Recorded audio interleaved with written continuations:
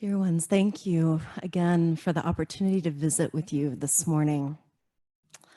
As I mentioned already, I am delighted to be here, and I've actually never been to your congregation before, although I've been a minister in our area for a long time.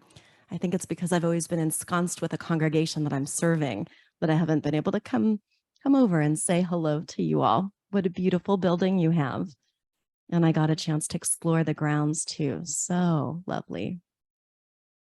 This morning, I want to speak with you about theological imagination, the ways in which we as human beings reach towards language and images to try to describe the sacred or the holy as we know it, sense it, or perhaps have been taught to attach language to it.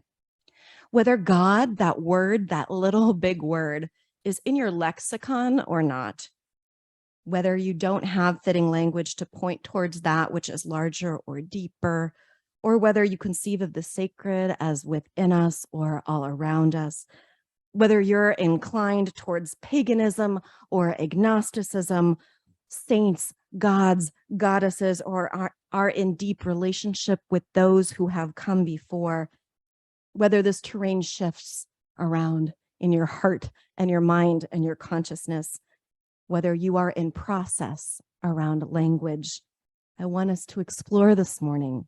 I want us to dare to explore this morning what theological imagination is and how we might welcome it, how we might become more familiar with our own theological imaginations, and how we might give name or even begin to talk about that which is sacred and holy. I wonder what words you might use to describe that which is sacred and holy, even your own relationship to those words, sacred and holy. What does God, that little big word, conjure for you? What about still small voice? What language fits? What language does not fit? What is elusive? What do you already know that you can't even, nor do you want to, give name to? I'll tell you, one of the aspects of Unitarian Universalism, our shared tradition that has always spoken to me as an adult within Unitarian Universalism, is our explicit embrace of many ways of knowing, conceiving, or thinking about experiencing the sacred. It's in our principles, and it's also part of our deeper heritage.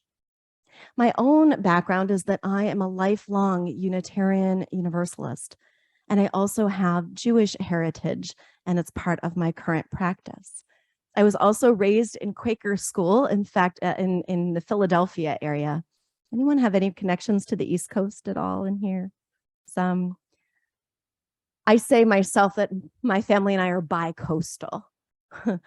I was raised as my husband in our youngest years on the East Coast, but we've been out in the West for most of our adult and formative years as young adults. Back when I was living in the Philadelphia area, I grew up going to Quaker school. And one of my very first memories was being a young person on a bare pew, wooden, hard pew, surrounded in a multi-generational community of Quakers. Every day we would go into the Quaker meeting house that was attached to our elementary school, and we'd sit in silence. As little ones, that's not that easy to do. But we would sit in silence for what felt like a long time, could have been just a few moments. And what I remember is then someone, normally someone much older, an elder in the community, would be moved to rise. They would stand up and speak from their heart. Most often it was about social justice and about how they understood the world ought to be in line with their values and their sense of God. It made, friends, such an impression, an imprint upon my young consciousness that people would sit in silence and then someone would slowly rock and then rise and feel moved to speak with this depth and power and compassion in their voice that I have never forgotten. Here's a quote to share this morning by Thich Nhat Hanh, a Vietnamese Buddhist monk, peace activist, prolific author and poet, and a teacher who died just this past year. Thich Nhat Hanh said this: "It is often said that the Buddha's teaching is only a raft to help you cross the river, a finger pointing towards the moon. Don't mistake the finger for the moon. The raft is not the shore. If we cling to the raft, if we cling to the finger, we miss everything." I want to return to that in just a few moments and invite you again to be thinking a little bit about your own earliest impressions of God, language, and what you think about the word God and how you would begin to describe your own theologies. We have a Unitarian Universalist hymn in our gray hymnal, and it's called Bring Many Names. And I want to say that this idea of welcoming multiple forms and ways of engaging the sacred and holy, as I said, is one of the facets of Unitarian Universalism that speaks powerfully to me. And I want to share this morning in the complex world in which we live. I've come to deeply understand that this is nothing to take for granted. That is to say that our steeped tradition, and we're not the only one, but we are a tradition that explicitly stands for and names and calls out the power of religious and spiritual pluralism. That's powerful and prophetic in a world that wants to say there is only one way. There's only one way to understand God. There's only one way to name the sacred and the holy. I want to live in a multi-world and not a mono world. I want to live in a world in which, as the Zapatistas in Chiapas say, one world where many worlds fit. I had an opportunity in my early 20s to spend some time with the Zapatistas in Chiapas who are trying to live into their own version of indigenous sovereignty and making the claim that it's okay and necessary to have many different ways of living. One world where many worlds fit. And it reminds me of our theological embrace in Unitarian Universalism. Now, sometimes people will say, oh, Unitarian Universalism, that's the one where you just believe whatever you want to believe. I understand why people say that, but I am one minister among many I know who would say that's not the case. In that, we don't hold a buffet style Unitarian Universalist tradition that would seem that you just skim things off the top and make a complicated plate of whatever. Actually, our Unitarian Universalist tradition is deep and has roots. And some of those roots, people fought very hard for the ability to articulate this idea that there are many ways. So it's not a wishy-washy sort of thing is what I'm getting at. It's powerful to say, oh, as Unitarian Universalists, we believe and hold dear the value of theological and spiritual pluralism with depth. It's rooted actually in our sources and in our principles. In fact, in Unitarian Universalism, we ask people to do their own work of thinking about their own values and their own meaning-making frameworks. That's deeper than just take a little this, take a little that. It's actually got some depth. I love to reach into our Unitarian Universalist history and dig out those folks that have fought hard and long for this idea that there should be many ways. And I often teach about people in our Unitarian Universalist tradition who have done just that. It's beyond the scope of our conversation today, but I do believe that there's richness for Unitarian Universalists to excavate into our own tradition so that we can lean into our own sources of inspiration and insight. Right now, what I want to lift up is an experience from my own theological journey of meaning making, insofar as it might also spark or inspire your own memories or your own pivot points in your own journey around theology and meaning making. When I started in seminary, I went to Star King School for the Ministry over a decade ago. I had been in journalism first, and I found myself in a hard place in my life, still making meaning after my father's sudden and debilitating stroke. He lost his abilities to read and write and speak. He was very young at this time. Over the years, he's continued to journey through his experience with aphasia and regained some abilities to speak and communicate. We call him, in his little town in suburban Philadelphia, the mayor, because he knows just about everyone in town. In my 20s, however, when my father had experienced his stroke, it left a crater-sized hole in the fabric of meaning as I had known it. I had grown up Unitarian Universalist in a congregation that was very humanist and very agnostic, with very little conversation about that word God. In my 20s, though, when the rubber met the road, I found myself in an existential place that we would call, in religious and spiritual language, the dark night of the soul. What could it possibly mean that my father could no longer speak clearly and move his body? What sense of justice could there possibly be? This became very personal, and I worked with this over many years. It was that sort of inquiry and wrestling that led me into seminary. I told my congregation of origin when I was asked by the minister when I was growing up, they said, Dara, go ahead and try to make some meaning. Why don't you speak to the people about what your journey has been like? And I said, you know, I don't know how I picked up a sense of God, but I did. From the dominant culture, I must have picked up a sense of God that makes things just and right. And I would never have said that I believed that, not until the rug was pulled out from under myself and my family. And now I don't know. But the one thing I do know, I said, 21 years old, I said, I do believe in the power of community. I believe in the power of helping one another, because that's what was happening. The congregation was helping my family survive this time. So flash forward, I go into seminary wrestling with these questions, and I end up with an amazing mentor, Ibrahim Farajajeh, may his memory be always for blessing.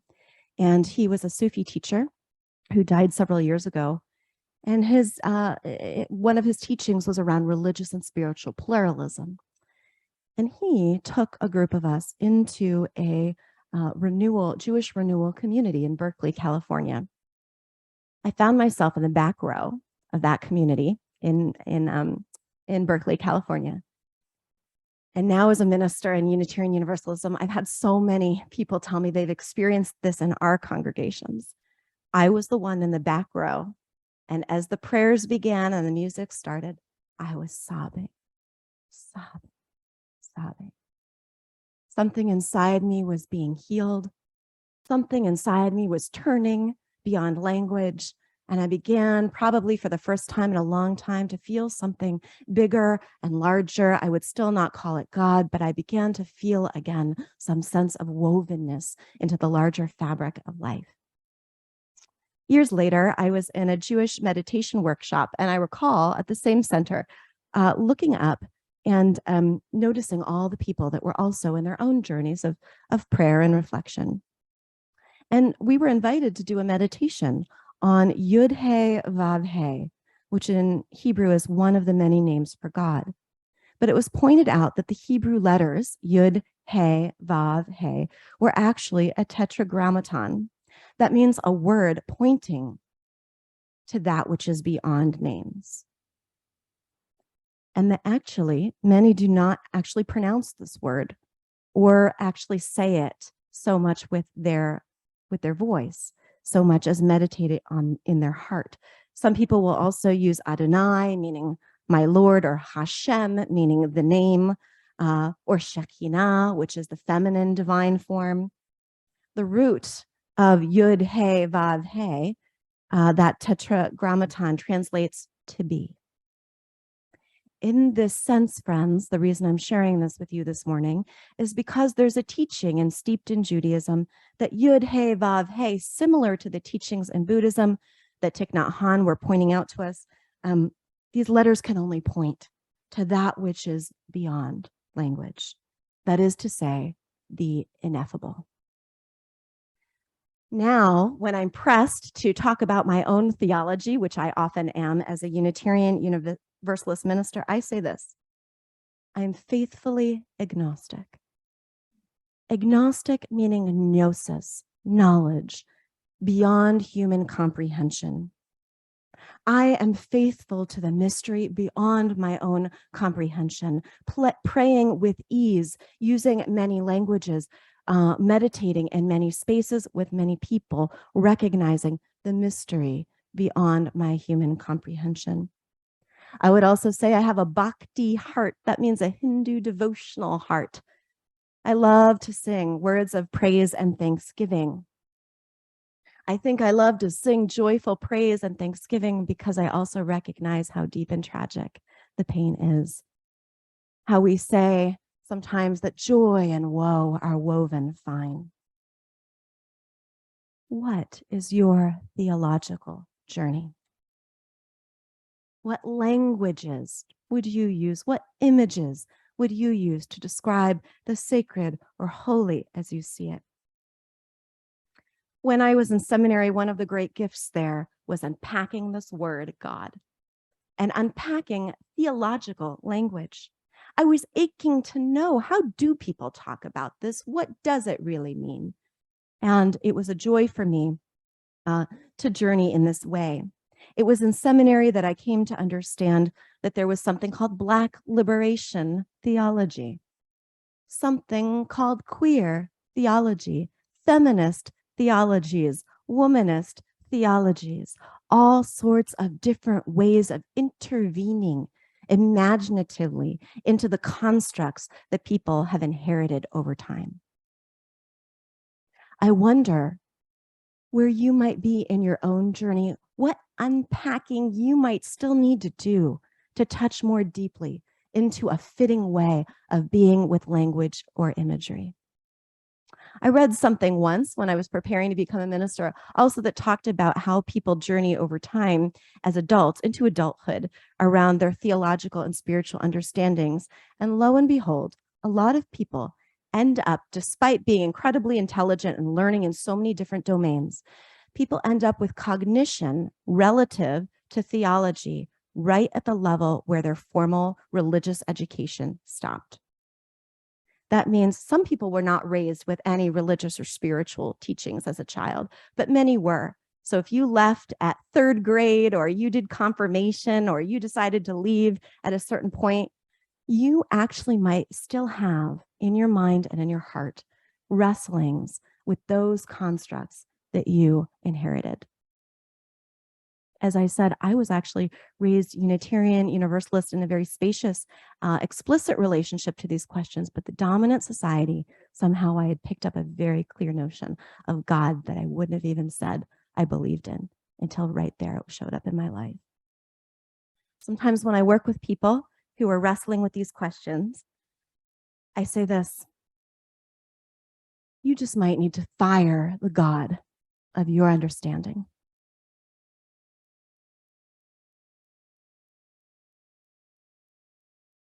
There is a spacious landscape. There is a spacious landscape that is deep and profound. And I think it is incredibly important that we who partake of religious and spiritual life in progressive communities and communities where we cherish and champion values of many, of plural, I think it becomes incredibly important both for our own inner lives, but also for our prophetic shared life to be out in the world and to be able to reclaim religious and spiritual language that's authentic to us, in which we can locate ourselves and locate our values. I would stand out and against any sort of teaching of religion in our public schools, right? Because we have separation of church and state. Moreover, my own religious and spiritual foundation is that pluralism matters. I would be out in the public square talking about how religious and spiritual pluralism is essential, vital. Why? Because no one gets to define or speak for the ineffable. The finger is not the moon. My prayer this day and all days is that we might be courageous in unpacking our own relationship to these words and journeying ever more deeply into this terrain, that we might deeply honor those experiences when we feel a sense of sacred connection, which some would call God, that we can be out in the world being champions for many, many ways of being and knowing and growing, that we can affirm those many ways in one another.